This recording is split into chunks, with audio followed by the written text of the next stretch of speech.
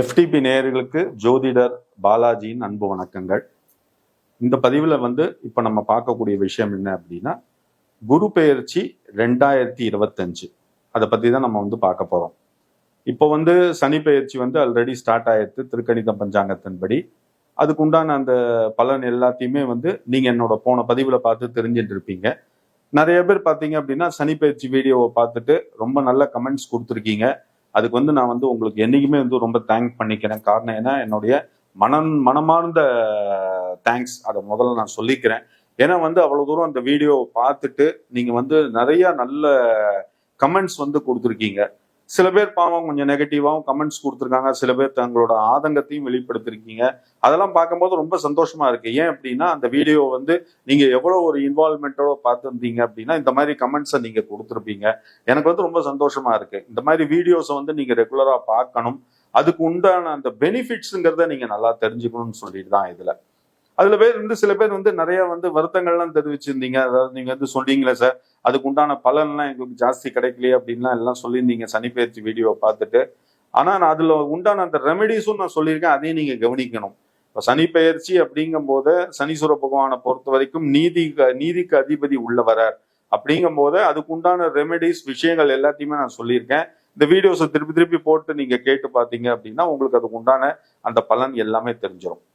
இப்போ இந்த குரு பெயர்ச்சியை பத்தி தான் நான் இந்த பதிவில் நம்ம பார்க்க போறோம். ஏன் இப்போ இந்த குரு பெயர்ச்சி அப்படின்னு எல்லாரும் சந்தோஷப்படுறதுக்கு மெயினான காரணம் என்ன அப்படின்னா, ஏன்னா குருவை பொறுத்த வரைக்கும் ஜாதகத்துல மங்களகாரகன் சொல்லுவோம். ஏன் மங்களகாரகன் சொல்றோம் அப்படின்னா, நம்ம வீட்டுல நடக்கக்கூடிய அனைத்து மங்கள விஷயங்களுக்கும் காரணகத்த அதிபதி யாருன்னு பார்த்தோம்னா குரு தான். குரு ஒருத்தரோட ஜாதகத்துல ராசி நவாம்சம் 2 இடத்துலையுமே வலுவா இருக்கார் அப்படின்னாலே அவங்களை பொறுத்த வரைக்கும் குடும்பம் சம்பந்தமான அத்தனை விஷயங்களுக்கும் அவங்களுக்கு எந்த ஒரு கால தாமதமும் இல்லாம நல்லபடியா கிடைக்கும். அதே குரு ஒருத்தரோட ஜாதகத்துல ராசி நவாம்சத்துல வலுவா இருக்கார் அப்படின்னாலே எவ்வளவு பிரச்சனைகள் வந்தாலும் சமாளிச்சு வெளியில வரக்கூடிய தன்மையை குரு பகவான் ஜாதகருக்கு தருவார்.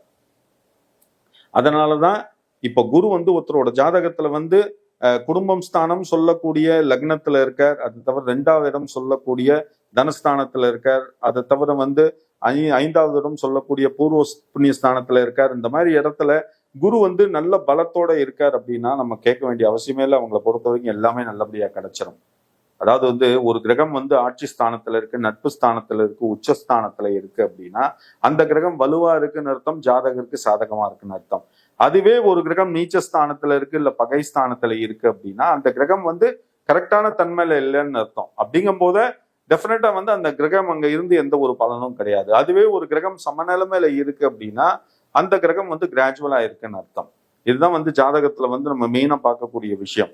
ஆனா குருவை பொறுத்த வரைக்கும் என்ன அப்படின்னா, எவ்வளவு டவுனா இருந்தாலும் குரு ஜாதகத்துல இருக்கிறத விட குரு பார்க்கிற இடம்ங்கிறது ரொம்ப விசேஷம். அதை நம்ம தெரிஞ்சுக்கணும். இப்போ எல்லா கிரகங்களுக்கும் 7வது பார்வைங்கிறது பொதுவான விஷயம்.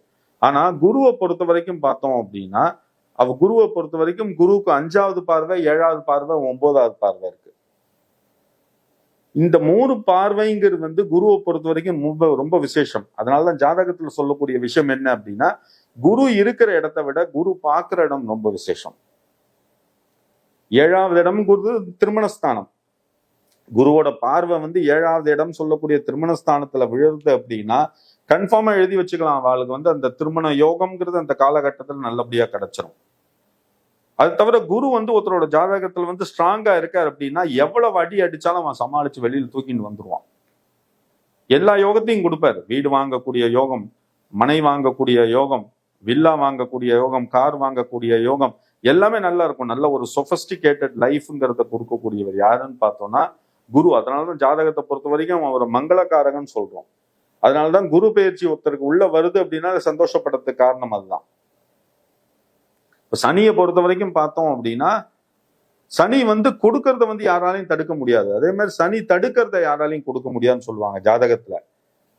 சனி ஒருத்தரோட தசையா 19 வருஷம் உள்ள வர்றார். அந்த காலகட்டத்துல அவன் நீதி நேர்மை தவறாமல் நியாயமான முறையில் அவன் சம்பாதிக்கிற நிச்சயமா இருப்பானே. ஆனால் அவனை பொறுத்த வரைக்கும் அவனுக்கு சேர்க்கக்கூடிய அந்த காசு, பணம், சொத்து எல்லாமே தலைமுறையா டிரான்ஸ்பர் ஆகும். அவன் கையை விட்டு வெளியில போகாது. இது சனி கொடுக்கக்கூடிய ஒரு பெரிய அபரிதமான விஷயம். இப்போ குரு திசையில நீ எக்கச்சக்கமா சம்பாதிக்கிற, சுக்கிர திசையில எக்கச்சக்கமா சம்பாதிக்கிற அப்படின்னா அடுத்த வரும் திசை காலகட்டத்துல அந்த சொத்து எல்லாம் பறி போறதுக்கு வாய்ப்புகள் இருக்கு. ஆனா சனி திசையில நீ சேர்க்கக்கூடிய சொத்து, பணம், டெபாசிட்ஸ் எதுவா இருந்தாலும் அது வந்து உன்னை கையை விட்டு போகாது. காரணம் ஏன் அப்படின்னா நியாயமான முறையில நீ சம்பாதிச்சா மாத்திரம்தான் அந்த பணத்தை உன்கிட்ட சேர விடுவார். இதுதான் வந்து சனீஸ்வரனுக்கு இருக்கக்கூடிய ஒரு ஸ்பெஷாலிட்டி. குருவுக்கு இருக்கக்கூடிய ஸ்பெஷாலிட்டி என்ன அப்படின்னு பார்த்தோம் அப்படின்னா, குருவை பொறுத்த வரைக்கும் வந்து அள்ளி கொடுப்பார், அபரீதமான யோகத்தை கொடுப்பார். உன்னோட வளர்ச்சிக்கு வந்து ஒரு எல்லையே இருக்காது. கண்ணை மூடி கண்ணை திறக்கிறதுக்குள்ள உன்னை தூக்கின்னு போய் மேல உட்காத்தி வச்சுருவார். அது வந்து குருவால முடியும். அதே மாதிரி சுக்கிரனாலே முடியும். யோகத்தை கொடுக்கக்கூடிய சுக்கிரன், யோகத்துக்கு அதிபதி. அதனாலதான் வந்து சுக்கிரனை வந்து பார்த்தோம் அப்படின்னா யோகாதிபதியின் ஜாதகத்துல சொல்றோம். அதே மாதிரி மங்களக்காரகன் சொல்லக்கூடியவர் யாருன்னு பார்த்தோம்னா குரு தான். இவங்க ரெண்டு பேரும் ஒருத்தரோட ஜாதகத்துல குருவும் சுக்கிரனும் வலுவா இருக்காருன்னா அதை கேட்க வேண்டிய அவசியமே இல்லை. அவங்கள பொறுத்த வரைக்கும் எங்கேயோ போயிடுவாங்க. இப்போ நார்மலா பாத்தீங்கன்னா எல்லாரும் எதுக்கு சார் தேவைப்படும்? எல்லாரும் வாழ்க்கையில வந்து நம்ம வந்து கஷ்டப்படுற விஷயம் என்ன? நம்ம எல்லாரும் எதிர்பார்க்கக்கூடிய விஷயம் என்ன?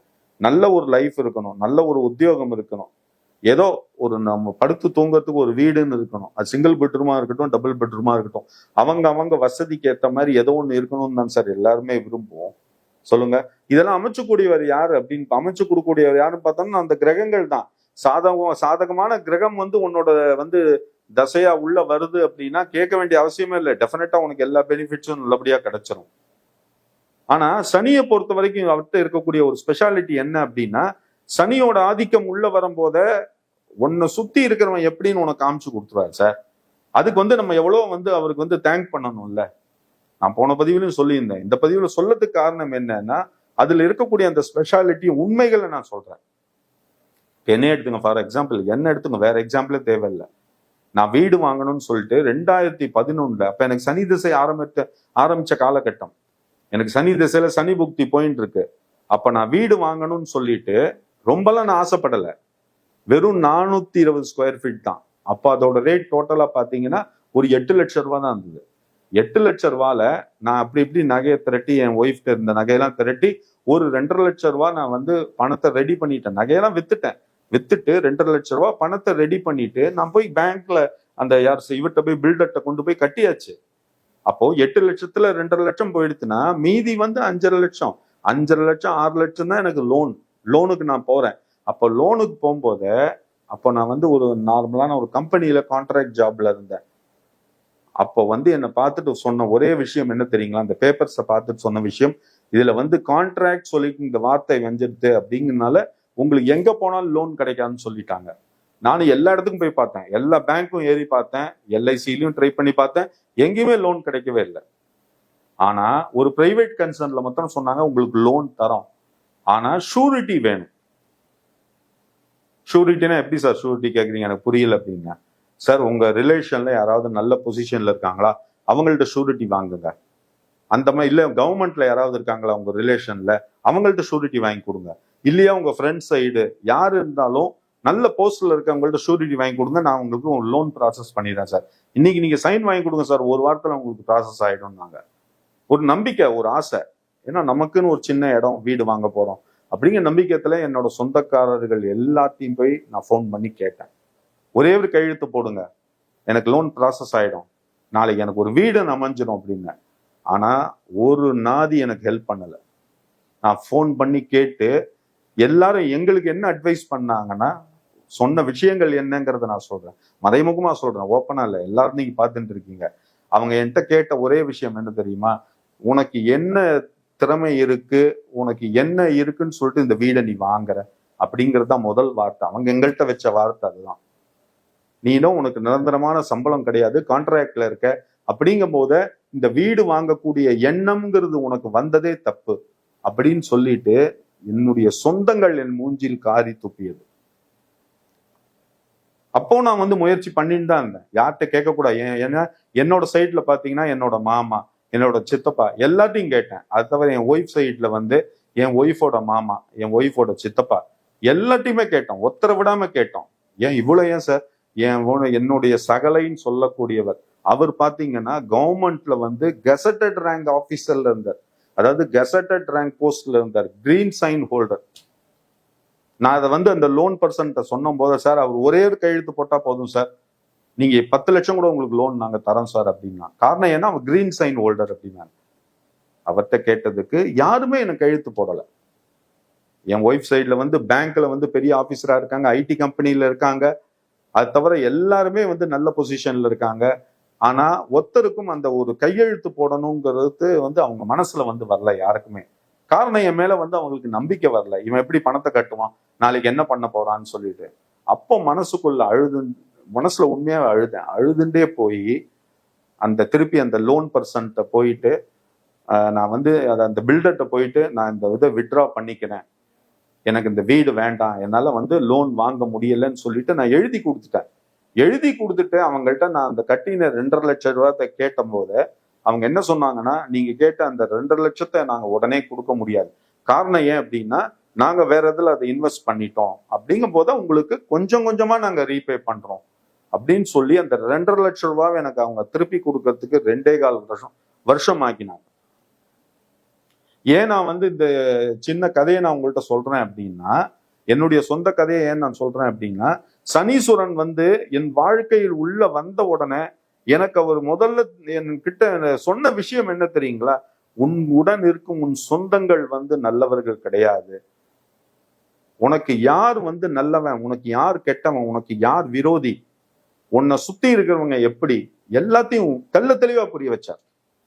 நான் உண்மையாவே சொல்றேன், இன்னைக்கு வரைக்கும் சனீஸ்வர பகவானுக்கு நான் வந்து நன்றி சொல்லாத நாளே கிடையாது. ஏன்னா இதே சனி திசை காலகட்டத்துலதான் என்னை வந்து சனி திசை காலகட்டத்தில் தான் ஜோசியத்துல பாப்புலர் ஆக்கினார். இன்னைக்கு நான் பல பேருக்கு வந்து ஜாதகத்தை பார்த்து பலன் சொல்லிட்டு இருக்கேன், அதுக்கு காரணம் சனீஸ்வர பகவான் தான். எந்த சொந்தங்கள் வந்து உன்னால வீடு வாங்க முடியாதுரா, உனக்கு நாங்க கையெழுத்து போட மாட்டோம், உன் மேல நம்பிக்கை இல்லைன்னு சொன்ன சொந்தங்கள் மத்தியில நான் சேலஞ்ச் பண்ணி 2017 திருப்பி நான் வீடு வாங்கினேன். ஒத்தட்ட ஒரு கையெழுத்து நான் கேட்கல, யார்கிட்ட ஒத்த பைசா கேட்கல. 2017 நான் வீடு வாங்கி இன்னைக்கு வரைக்கும் பாத்தீங்கன்னா 2025 75% நான் லோனை வந்து என்னுடைய சொந்த முயற்சியில் என் மனைவியோட துணையோட நான் வந்து அதை வந்து அடைச்சிட்டேன். இன்னைக்கு வந்து பாத்தீங்கன்னா அந்த என்னுடைய டாக்குமெண்ட்ல ஃபர்ஸ்ட் என்ன ஹோல்டர் யாருன்னு பாத்தீங்க அப்படின்னா, பிரைமரி ஹோல்டர் என்னோட மனைவி தான், செகண்டரி ஹோல்டர் தான் நான். என் மனைவிக்கு கொடுக்கக்கூடிய ஒரு அங்கீகாரம்ங்கிறது என் சொந்தத்துக்கு மத்தியில என்னையும் என் மனைவி நீங்களாம் கேவலமா பேசினீங்க, இன்னைக்கு அவ பேர்ல ஒரு ப்ராப்பர்ட்டின்னு நான் வாங்கி கொடுத்துருக்கேன். ரொம்பலாம் இல்லைங்க, ரொம்பலாம் பெரிய விஷயம் இல்லை, வெறும் 580 ஸ்கொயர் ஃபீட் தான், பரவாயில்ல, காணி நிலமானாலும் சொந்த நிலம் இல்லையா. அதை கொடுத்தது யாரு? குரு பகவானோட அனுகிரகம், சனி பகவானோட ஆசீர்வாதமும் தான். ஏன் இந்த பதிவுல நான் வந்து இதை உங்கள்கிட்ட சொல்றேன் அப்படின்னா, நாளைக்கு வந்து இதை நீங்க தெரிஞ்சுக்கணும். சனீஸ்வரன் உள்ள வரார் அப்படின்னாலே நீங்க எல்லாம் பயப்படுறீங்க, பயப்படக்கூடாது. தன்னம்பிக்கை உங்களுக்கு தருவார், தைரியத்தை தருவார். அதே மாதிரிதான் குரு பகவான். இப்ப இந்த 2025 மே மாசம் 14ஆம் தேதி பார்த்தோம் அப்படின்னா குரு பயிற்சி ஆக போகுது. மே 14 நைட்டு வந்து 10:30 மணிக்கு பாத்தீங்க அப்படின்னா குரு பகவான் ரிஷப ராசியிலேருந்து மிதுன ராசிக்கு பயிற்சி ஆக போறார். அப்போ குரு பகவான் வந்து மிதுன ராசியிலேருந்து என்னென்ன ராசிக்காராளுக்கு என்னென்ன நல்ல பலனை கொடுக்க போறாருங்கிறது தான் இனி வரும் பதிவுல நம்ம வந்து பார்க்க போறோம். அப்படிங்கும் போது நீங்க தவறாம ஒவ்வொரு வீடியோஸையும் நீங்க பாருங்க, பார்த்துட்டு அந்த குரு பயிற்சிக்கு உண்டான பலனை வந்து நீங்க அனுபவிக்கணும். அதுதான் என்னோட மெயின் விஷயம். உங்களோட கமெண்ட்ஸை நீங்க ரெகுலரா போடுங்க, நெகட்டிவா இருந்தாலும் பாசிட்டிவா இருந்தாலும் உங்களோட எல்லா வேல்யூபிள் கமெண்ட்ஸுக்கும் நான் வந்து ரொம்ப சந்தோஷப்படுறேன். நீங்க தாராளமா போடுங்க. அது போடுறதோட மாத்திரம் நிறுத்தாதீங்க. உங்களோட ஃப்ரெண்ட்ஸ் ரிலேட்டிவ்க்கெல்லாம் இந்த வீடியோவை ஷேர் பண்ணுங்க, முடிஞ்சதுன்னா சப்ஸ்கிரைப் பண்ணுங்க. கீழே வந்து என்னோட வாட்ஸ்அப் நம்பர் வந்துட்டு இருக்கும், 9884277263. உங்களுக்கு ஜாதகத்துல என்ன டவுட் இருந்ததாலும் நீங்க தாராளமா என்னை கான்டாக்ட் பண்ணி அதுக்கு உண்டான பலனை தெரிஞ்சுக்கலாம். இனி வரும் காலகட்டம், இனி வரும் அடுத்த வீடியோஸ்ல நம்ம ஒவ்வொரு ராசியை பத்தியும் பார்க்க போறோம். மேஷத்துல இருந்து மீனம் வரைக்கும் இந்த குரு பயிற்சியின் பலன் எப்படிங்கிறத நம்ம பார்க்க போறோம். இது வரைக்கும் இந்த ஆடியோ பதிவை வந்து நீங்க பொறுமையா பார்த்துருந்தீங்க, வீடியோ பதிவும் ஆடியோ பதிவும். இதே மாதிரி இந்த உங்களோட என்ன சொல்லுவாங்க அன்பார்ந்த அந்த இதை வந்து எங்களுக்கு வந்து நீங்க தாராளமா இனி வரும் ஃபியூச்சர்லயும் நீங்க கொடுத்துட்டு வரணும்னு ஆசைப்படுறேன். அது தவிர உங்களுக்கு ஜாதகத்துல என்ன சந்தேகம் இருந்ததுனாலும் நீங்க எனி டைம் அந்த மொபைல் நம்பர்ல என்னை கான்டாக்ட் பண்ணி கேட்கலாம் நேயர்களே. இந்த பதிவு உங்களுக்கு ரொம்ப பிடிச்சிருக்கும்னு நினைக்கிறேன். நன்றி நேயர்களே, வணக்கம்.